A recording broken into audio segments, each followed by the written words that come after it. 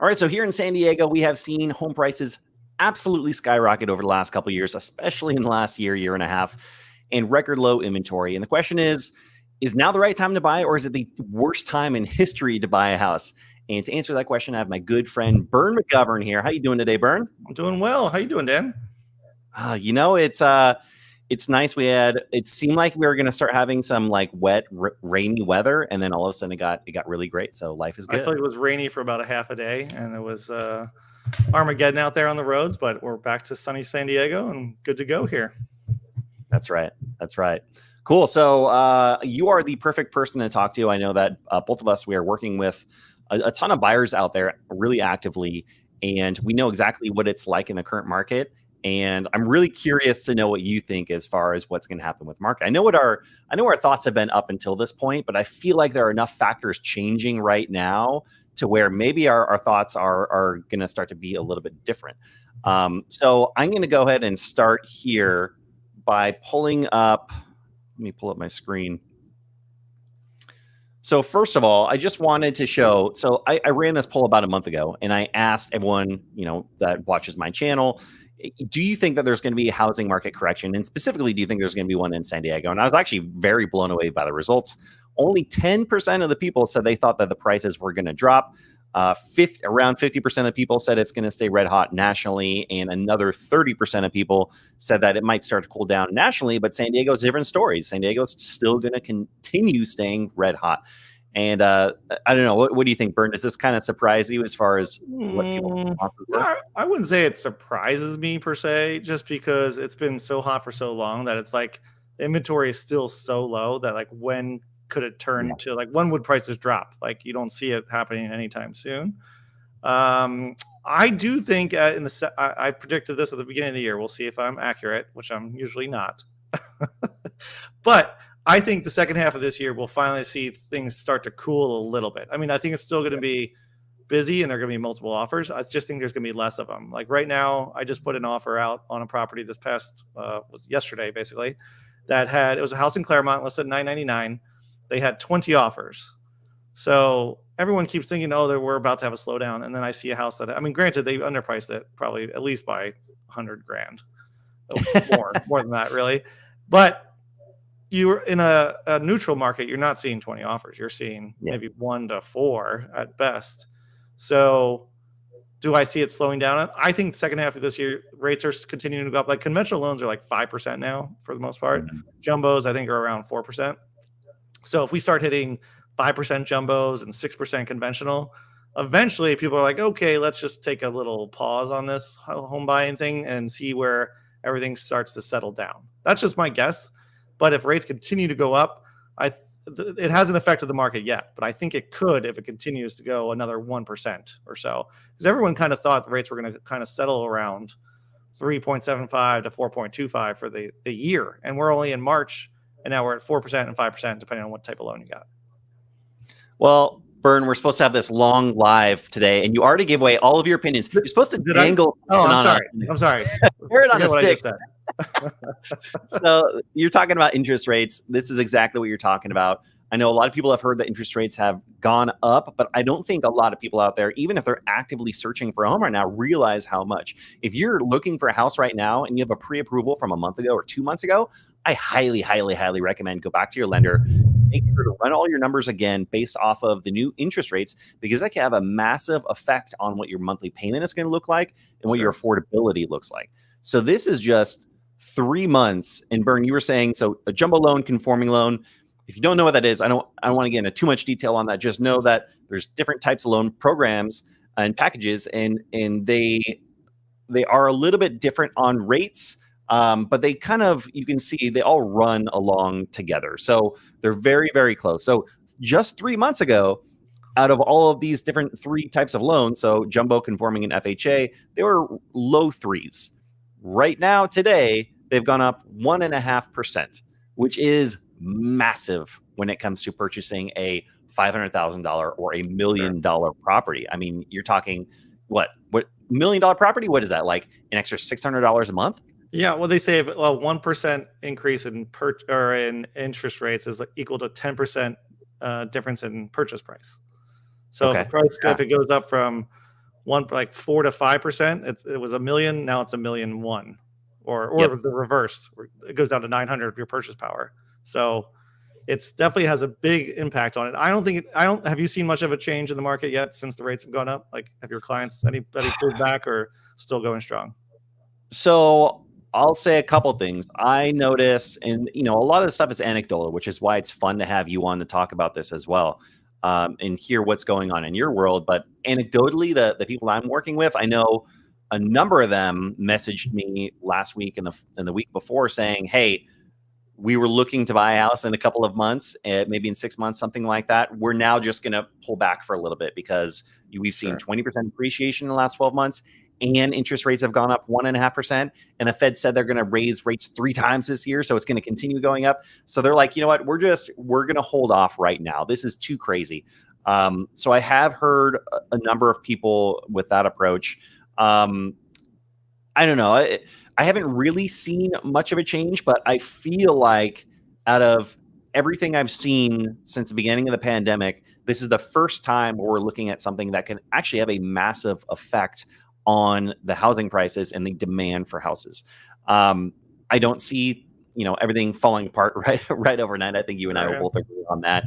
But like anecdotally, yes, it's still tough out there, but I really think starting now, as we start to get into the months where generally we start to see more homes hitting the market, we're going to start to see some more inventory, and demand is going to be down a little bit at the same time. The problem is the demand is way beyond where this screen is, and inventory is below where this screen is here.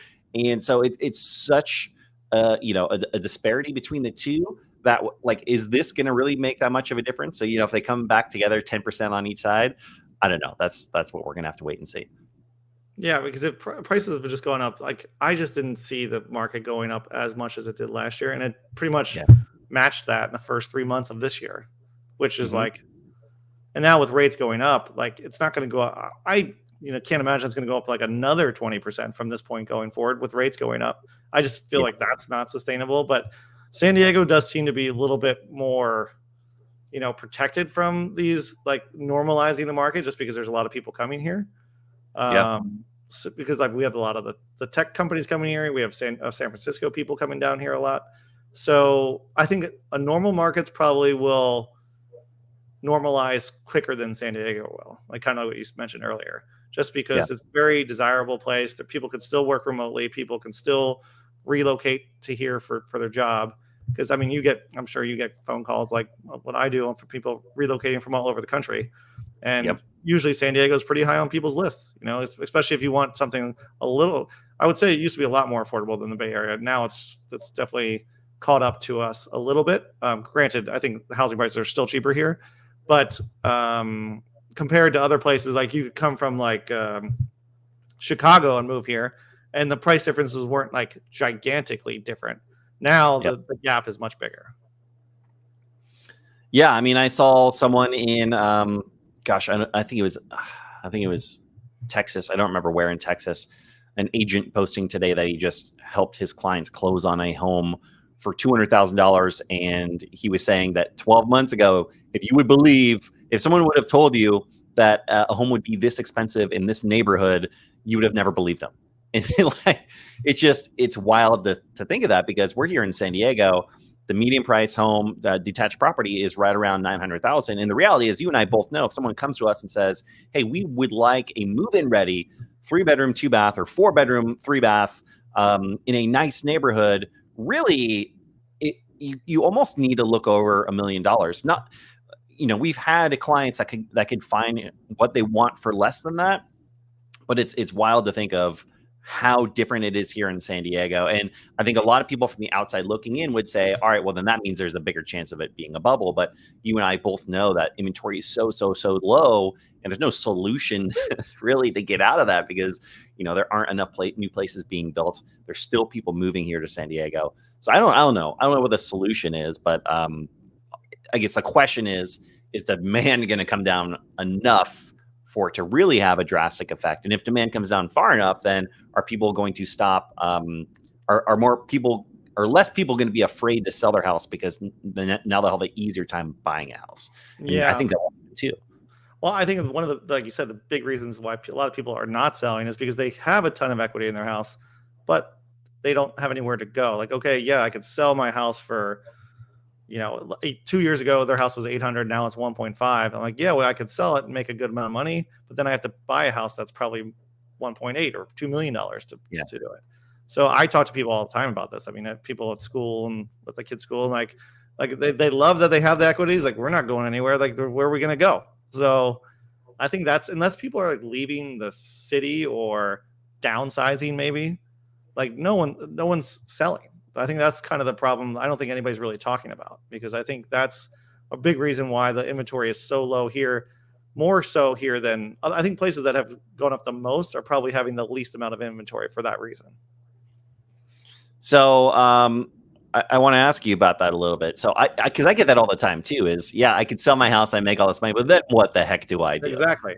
And so most of the people that I work with, I know most people that you work with, when they are wanting to sell their house, it's because they need a bigger house, or because they want a smaller house, or because either they need a bigger house or a smaller house.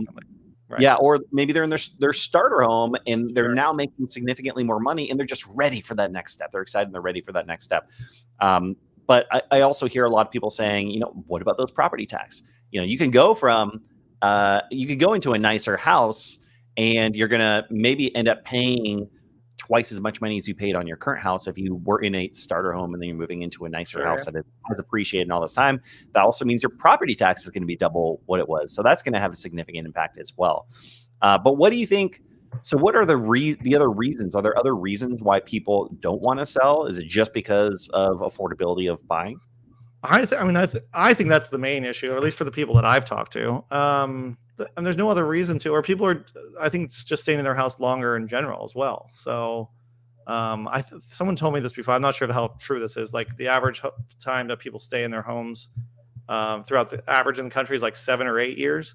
And in San Diego, it's like 12 or 13. So, it's almost double what it is the average. So, I mean, we've had low inventory for I don't know how many years now, but it feels like an eternity. But like, what do you remember a buyer's market? I can't even remember when that was.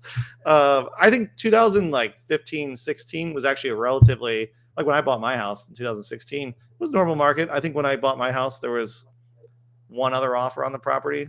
When was the last time you went to a house and there was one other offer on the property? I've been in the industry for 5 years. So I can tell you, in the span of my 5 years, it's always been a seller's market, but it has, like you can see here. So this is active inventory in San Diego County for the last, 5 years. So look, there was a point where there were 7,000, almost 8,000 homes available on the market. What year was that? This was in September of 2018. Yeah, there you go. So that's great. You look back, you're like, dang, that would be nice. Like, it'd be so easy to get my buyers homes. But the reality is, it was still a seller's market. It was still a significant seller's market. And we've gone from 7,700 to, this time last year, 2,700 homes. I remember thinking market could not possibly get any tougher than this. We'll just make it through this year, and it will never ever be this tough ever again. I was looking forward to 2022. I'm like, okay, now we'll get back to like normal real estate. And now look where we are. 1,400 homes. It's almost laughable at this point. It is. I mean, it sucks. And if you look at, like, I don't know, there's so many different ways to look at this, because you look at these charts. Like, let's look at median home price. Where the heck is it? Sales price. So if you look at sales price, I mean, it's $905,000, the median home in San Diego right now. Yep. And 5 years ago, it was $556,000. It's 905 here now. That's what it is, 905. Yeah, that's what it has on InfoSparks. Jeez. So 905,000 from $556,000. So not quite double, but I mean, it's significant, way more than inflation has gone in that amount of time. So that just sparks a question. And this is funny, because literally 10 minutes before we logged on here, this article popped up on my phone. So I haven't really thoroughly read through it, but CNN Business, signs of a housing bubble are brewing. And what they're talking about here, I thought this was kind of a fun line, is so they're talking about how housing prices have gone up at such an exponential level compared to everything else. Like, yes, everything is going up. Yes, there's inflation, but it's going up at such a faster rate that that's the main reason why they're saying in this article that they believe a housing bubble is brewing. And I thought this line was really interesting here. So one possible reason they suggested is that buyers may believe prices will continue to climb and fear they will miss out on snagging a lower price on a home now and get stuck paying more later. This fear of missing out, or FOMO, can in effect driving prices up and heighten expectations. How hilarious is it that we have, media companies today that are citing the reason for something, a housing bubble is FOMO? I mean, they would have never used that reason any other time in history than right now. So well, it's hard I to don't measure know. FOMO. That's the problem too. So, That's but I true. mean, in the social media age, I would not be surprised because that's all you hear about is rising interest rates, the low Yeah. inventory. So you just hear it enough, you tend to. I mean, it is happening. Yeah. The rates are going up. People are. The only thing I could explain why the market was so insane these first 3 months is because people knew rates were going to go and they're trying to beat it before it goes up. Yep. I've also heard from I've talked to some mortgage lenders and that sort of thing too. It's like they might bring up the rates for like the spring and summer and maybe into the fall, and then lower them again in just the winter time or just before winter. So Sure. I think they're going to kind of test it and see how it plays out, and then bring it back. Especially if we go into recession territory, the recession happens, they will bring the rates back down again. So 100%. maybe they're just trying to build up the inventory a little bit with the rates going up, and then it hasn't worked yet, but you get high enough, it's got to work eventually, I would think. Yeah, I think it's funny because you hear all of these economists and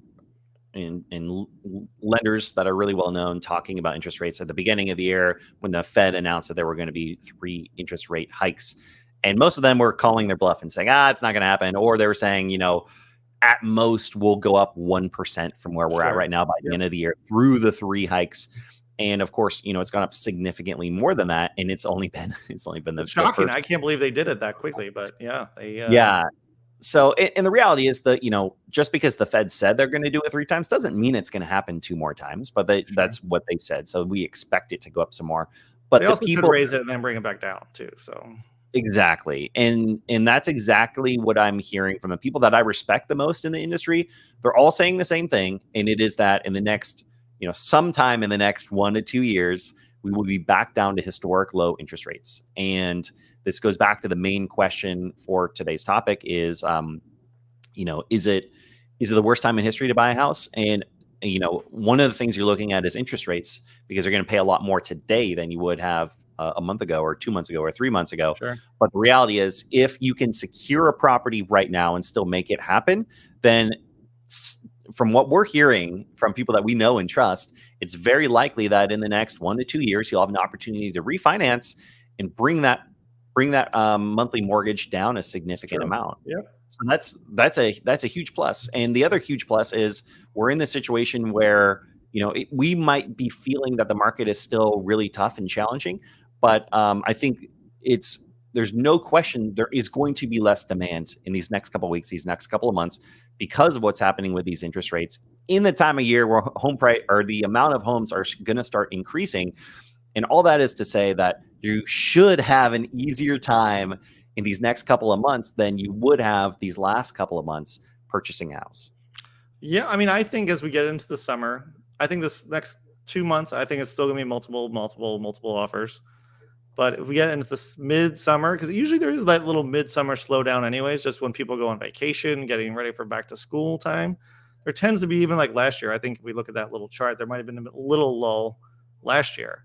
And maybe come fall and winter, we might see a little flattening of prices, and maybe inventory will pick up a little bit.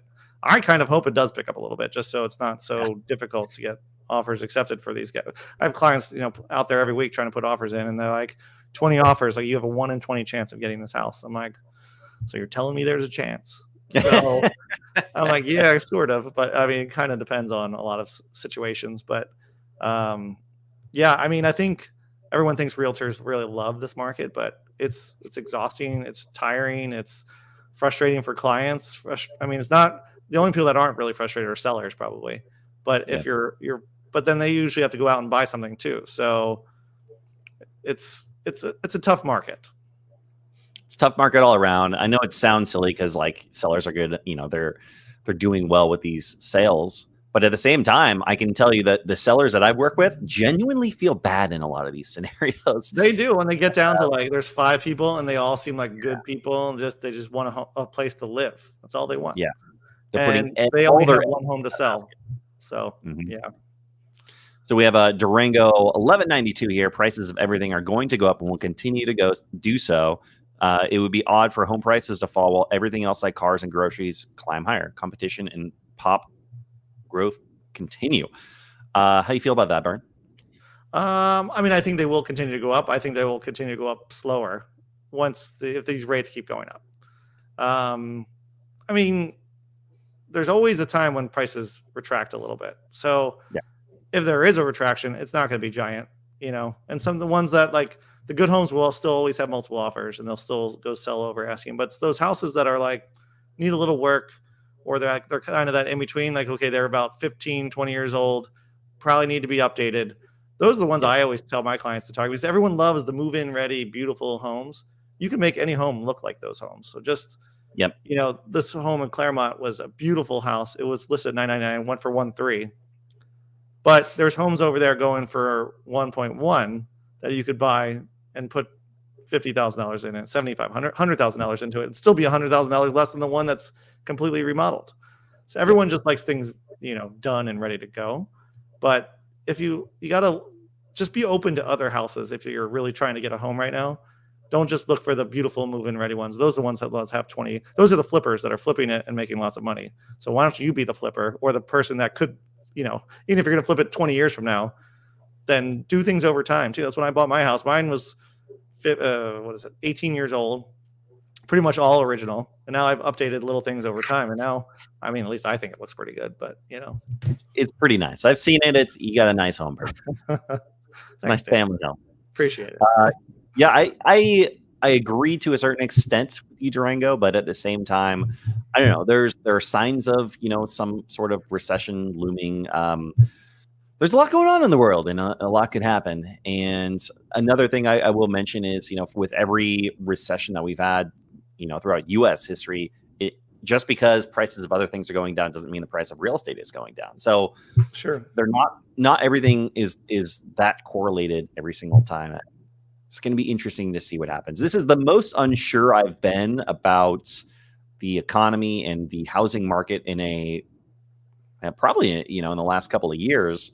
But that isn't to say that things are going to start falling apart. It's just that there's so much uncertainty right now, and prices have gone up for so long that it just feels like something has to change. But I don't know what that catalyst is going to be. Yeah, it's got to be something that has to cause it. It's probably not the housing market. So I mean, World War III could probably do something to us. Hopefully that never occurs, but you never know what's going to happen. So let's keep Putin out of this YouTube live. I'm fine with that. All right, cool. What else do we have over here? So out of control. Let's see. Out of control. San Diego surpasses San Francisco as least affordable U.S. city. Bern, I know you saw this one because I think you did a whole video on it. I did do a whole video on that, yeah. So it's not saying it's the most expensive place in the entire country. It's just based on incomes and versus housing prices. I think those are basically the two things they really checked. That's right. That the incomes here in San Diego are not quite as high. I also think they're not taking into account all these people that are working remotely here in San Diego. They're mostly taking into account. So I think that's the big difference. So I'm glad you said that because that's been on my mind this entire time, and I was actually going to bring it up, and I haven't heard anybody mentioning that. Or maybe it's just kind of a delayed thing, right? Because we have a lot of people moving here, working remote. But is that in line with like the U.S. Census as far as how they're looking at all the metrics for housing? And I don't think so. I completely agree. Yeah, when you're just looking at two factors, it's not really the best, I feel like. Scale, I guess you could say. Yeah, but it certainly is interesting. I mean, I can tell you, I had a call this week with some people that are living in San Francisco that want to move to San Diego. They tried buying a house out there. It was impossible because homes were going 400,000 over asking, Sure. and looking at homes selling, 150 over asking, potentially up to 200 over asking in their price point. They're like, that is doable. We can actually make that happen, which is just wild. Yeah, it's crazy. Crazy. What kind of luck have you had with offers lately? What are you seeing offer wise out there right now? So I will say, and I'm curious how your thoughts are on this as well. I had a lot of offers accepted 3 weeks ago, and it was getting to the point where it was so tough. It was so tough to get offers accepted. All of my clients seemed like they were just getting extremely worn down. And it was getting to the point, one of the first times that I've felt it, where we were getting beat out by so many cash offers and offers with zero contingencies, that it was the first time in my career where I seriously was considering telling a majority of my clients to waive their inspection contingency. And then we got, 1 week, we got a flood of offers accepted, which was phenomenal without having to do that. Yeah. So, but if you're looking at those, a condo listed for $650 that sold for $720. I had one multi-million-dollar property that sold for $400,000 over asking, and then I had another property where we actually just got really lucky. We offered 70 over asking, and they had higher offers, but they accepted ours because of kind of personal reasons. So a little bit all over the map, but all over asking, all highly, highly competitive. Yeah, we How about actually you, the last couple of weeks. Yeah, so mine, let's see. So I had a listing in Poway listed at 850, and I thought we'd get like maybe low nines on it, and we got over 950 on it, which I was like, and the person that bought it put no contingencies on a 1970s house, like nothing, which I'm all for, like doing whatever you can do to get a house, but trying to do no contingencies on a house built in the 1970s, it's not something I would recommend doing. Yeah. But they did get the house. So if that was what they were just going to worry about everything else later, that's fine. The house was remodeled, really good shape, all that sort of thing. But I told the other agents, like, listen, we couldn't turn it down. They were shocked that somebody would do it, but that's what happened. And then we got one accepted in a Vista, actually, a townhome up in Vista, under asking price. Wow. Granted, they overpriced it, but how long was it on the market? Asking price. Listed at $799, got it for $780. How long was it on the market? It was over it was like 2 or 3 weeks, I think. So that's when if a property can make it through 2 weekends without an offer, you try to jump on that house as quickly as possible. Even if it's like slightly overpriced, you can still get it for less, which was what we did. So I know it's tough to overprice in this market, but you can still do it. And then we got one in escrow that was in Scripps Ranch, was listed at 12375, and we got it in escrow for 135. So over asking, but again, not like $200,000-$300,000 over asking. So I don't know if this is any indication of a slowing down, but it's not impossible to get offers accepted. It really depends on the house. The ones that are this, and the one in Scripps Ranch was in good condition. It just wasn't like super modern remodeled ones. The super modern remodeled ones that you see like in a catalog, those ones get 20 offers still, no matter what you do. Yes. So that's why I'm saying, if you find ones that are like, okay, it's a single family house in a great neighborhood, needs a little cosmetic updating, buy that house and then remodel it, and then you have the equity in the house instead of the flippers. So I preach that to all my clients, and it seems to work out pretty well.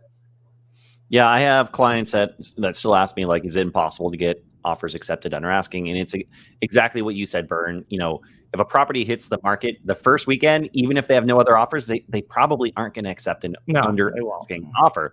So I would highly suggest at least wait until it's gone through 2 weekends, because most homes are being listed like, Tuesday through Friday for weekend showings, and then they're going to review offers Sunday or Monday. And so if they can make it through that first weekend and they get into the second weekend, they get into that third weekend, it's still highly possible they could have other offers, and there could be a multiple offer scenario. I can't tell you how many times I've run into that as well. It does happen that way too. I've seen that happen. It's crazy how that happens. But if your goal is you want to feel like you got a deal and not have to fight between a bunch of other potential buyers out there, then look at the properties that have at least been on the market for 7 or 10 or 14 days, something like that. Yeah, I think that's a good way to do it, because if you don't want to get in the bidding wars, that's like the only way you're going to get one without the bidding war. Yeah. And Bern, I know you're short on time, so anyone listening, if you have questions, if you have comments, throw them in now, and we will answer them. Bern, I think you only have another 5 or 10 minutes here. Yeah, I got 10 more minutes. I got my son's baseball game today, so forgive me if I have to bail out of here early. Yeah, that's A-okay, Bern. We appreciate you being on. All right, so our buddy Star Platinum says, in my area, they're putting up a lot of apartment houses. Do you think that will affect the value of his home down the road? Are you in San Diego, Star Platinum? I feel like I've seen your name before, Star. Yeah. Man, there's so many factors in what you're saying. I feel like I'd kind of have to see it. Do you have any initial thoughts on that, Bern? I would say not really going to be a problem. I guess it depends. Like if the apartments are right on top of your neighborhood, maybe it could. But it really depends like where it is and where your unit is. But I don't think apartments necessarily bring down your value. Because especially if they're brand new, they're probably going to be pretty nice, I would imagine. But yeah, that kind of depends on a few factors, I would say. But I would say just without not knowing too much information, I don't think it's going to be a huge problem. We're so short on rentals too, so I don't think it's really going to hurt home value, in my opinion. And I also, I don't know if you necessarily mean apartments. Like, is it 100% going to be rented out? Or are they just condos? Are they attached properties? Because that can have a huge difference as well. What type of people are going to be living there? Is it low income housing? There's a lot of factors that go into that. For sure, I agree. Oh, in Orlando, out by I feel like we must have asked you this by now. So out by our buddy Ken Pozek, Mr. Ken Pozek out in Orlando, another YouTuber / realtor. We will meet in person here in a couple of weeks. Yeah, that's true. A rented out apartment. Okay, yeah. So. Yeah, I mean, it could, like Bern was saying, like, can you actually see the apartment complex from your house? How close is it? How many buildings is it? What was there before that? Sure, it definitely can have some effect on it, but there's so many variables going into that. Just because there is an apartment complex, I wouldn't necessarily say that has any effect, but it could. It for sure could. Oh, he watches them every week. All right. And Pozek. We said hello. All right, Bern. Let's see. Maybe 1 or 2 more questions for you. All right, we've answered a lot of my questions already. You're making it easy on me. I know. Sorry, I was quick on this one. Before I get into my last questions here, if you are watching on YouTube, make sure to go over to Bern's channel, Living in San Diego. Do us a favor, subscribe to both of our channels so you can check out all of our awesome content or mediocre content, however you want to call it. It depends on the week. It depends on the week. So, and then, all right, Bern. Is this the worst time in history to buy a house in San Diego? No, I mean, I think probably 2007 was probably the worst. 2006, 2007 was probably the worst time. Even, I mean, obviously you never know what's going to happen, 2 years from now or whatever. But as up to this moment, that was the worst time. I think if you're trying to buy a house now and try to sell it in 2 years and try to make a big amount of profit, might not be. And I could even be wrong about that. Maybe it's still a really good time to do it. But if you're going to be there 5 years from 5+ years from now, I don't think it's a bad time at all to buy. I just can't predict what's going to happen over the next 2 to 3 years. I think long term, you buy real estate, you're never going to lose money unless you sell it at a down time. So even people that bought it in 2008, if they would have kept it till now, they would have made a fortune. So it's all just kind of how you look at it. If you're going to sell it 3 years from now, could I guarantee you're going to make 25, 35%? No. I mean, you still could. I mean, the way the market's going now, it's very likely you still might. But I think if I was trying to buy a house right now and I was only going to be there for 1 to 3 years, I might think twice about buying. But if you're going to be there a long time, I don't think it matters if you buy it now, you buy it 6 months from now, you buy it 2 years from now. This is, I mean, it's scary sometimes, Bern. It's like you're reading my mind. It's so weird. So this is again, this is active inventory in San Diego County. We're at 1,400 homes. This is for a county of 3.3 million people. 3.3 million people. And how many homes? 1,400 homes for sale. Yeah, the numbers that I've heard is that we are at a deficit of 35,000 homes being built in San Diego every year. So that means we're building around 10,000 homes every year, but we should be building around 45,000 homes every year. And there is no plan to increase that. It's very hard to build in not just in San Diego, but in all of California. And the reality is a lot of these big projects, they take 10 years to go from idea to approval to construction to being completed. And we aren't seeing these big projects. There's some stuff down in Chula Vista. There's some stuff up in northern San Diego, but there's really not a lot in between. So if you have an opportunity to get into the market, absolutely, there are things that can happen nationwide. We might have some sort of recession. We might have some sort of some real problems going on in our economy moving forward. Bern and I aren't smart enough to tell you what all those things are going to be. Clearly, we're not. So I genuinely believe, regardless of what those things are, if you're looking at over the next 5 years in real estate in San Diego, you're going to come out ahead 5 years from now than you are today. You very likely are going to be out ahead a year from now, 2 years from now, but who knows? Because of the uncertainty, I would highly recommend at least plan to be in a house 3 to 4 years, ideally at least 5 years before you plan to move. And if you aren't, then maybe consider some other options. But I certainly don't think it's the worst time ever. Of course, we're biased, but I think a lot of people agree with us here. All right, Bern, before they get that question, I had one client that hasn't moved in there. They bought a house about 6 months ago, I think now, maybe 6 months ago. And they have not moved into their house yet because they're moving from the Bay Area, wanted to wait till the school year is over. Granted, this is an extreme example, but they bought it for $2.3 million up in San Marcos.